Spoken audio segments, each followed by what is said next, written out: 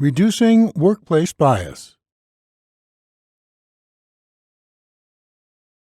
Hyperbolic discounting is the tendency to choose short-term payoffs over longer-term benefits.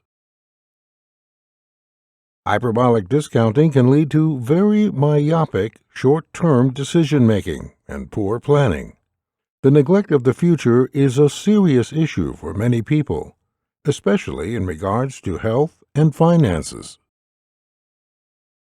The lesson and meditation will help you reflect on this dangerous tendency to discount the future and appreciate the importance of effective planning in all areas of life. Hyperbolic discounting is the tendency for people to prefer more immediate payoffs compared to later payoffs.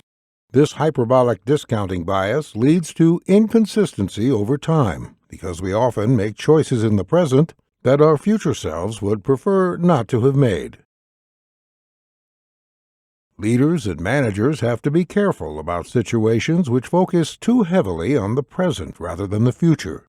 It's easy to pay less attention to future outcomes or underestimate the impact of current practices or accurately estimate the impact on future practices but not be appropriately concerned about them because they are in the future.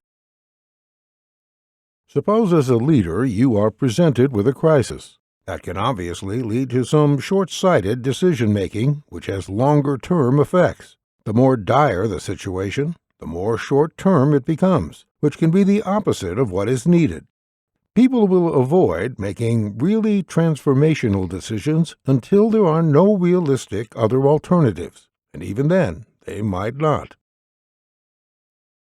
Often, the immediate effect that is desired might not come about, more positive press coverage. And even if it does, it's no certainty that it will advance the future cause. Part of the answer is long-range planning and goals for certain stages, worked out as a plan in advance, which might be some protection against overreacting to the present. There's a balance between strategic planning and responding to changes in the operating environment. One good question to consider is how this decision will look in the future. Looking back, how will it be judged? Not necessarily the outcome, but the process. See choice supportive bias above. The excessive focus on the present might seem logical because the future can't be effectively predicted. However, it is precisely because the future can't be predicted that it needs to be considered, and contingency plans for a variety of events, especially game-changing ones like, for example, the demise of the bricks-and-mortar retail sector. Prediction and forecasting aren't easy, but they are necessary. Prediction involves knowing the stable elements of the equation and making the best guess, ideally an informed guess, at the unstable elements and working on the possible interactions. You must always be able to predict what's next and then have the flexibility to evolve. Mark Benioff. The problem is that because the answer is unknown, it is easy to be swayed by cognitive biases that can be used to misinterpret the data. An unsophisticated forecaster uses statistics as a drunken man uses lampposts for support rather than for illumination. Andrew Lang. Accurate forecasting and effective adaptation are the keys to success in almost any endeavor, but especially problems that have to be dealt with in the present. However, forecasting is difficult and subject to bias. Understanding the biases involved and being wary of their influence will help develop more accurate forecasting. And repeated review of past predictions and the actual outcomes can help to develop insight into the forecasting process, as well as shed light on how it could be improved. Anything that can improve facing the future is a major plus because forecasting is difficult. Or, as Nobel laureate and physicist Niels Bohr said, prediction is very difficult, especially if it's about the future. Meditation.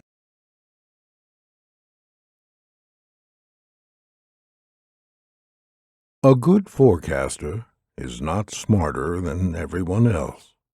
He merely has his ignorance better organized. Anonymous.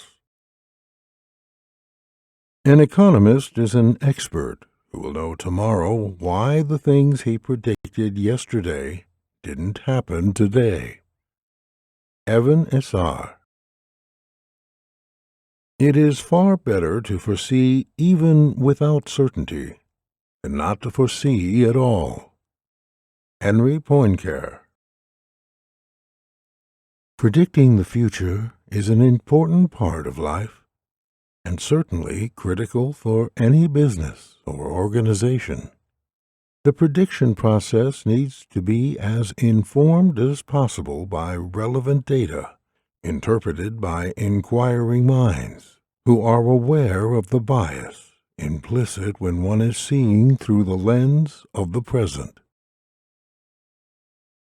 The process of predicting does not only have value if the forecast is right, it has value in shedding light on the ways we try to predict the future. A good forecaster is not smarter than everyone else. He merely has his ignorance better organized. Understanding one's ignorance is the first step to wisdom. The future, realized, highlights the errors of the past. The best measure of yesterday's thinking is today's outcome. The economist is an expert who will know tomorrow why the things he predicted yesterday didn't happen today. Human beings thrive on certainty, which is why they overvalue the present. However, there is nothing more certain than the fact that the future is uncertain. Uncertainty about the future, however, needs to be addressed. Great leaders don't let uncertainty about the future dissuade them from predicting it. Whether you realize it or not, you are predicting the future, even if consciously you are unaware that you are doing so. Making no plans to change what you are currently doing means that you think that your current strategy will continue to work.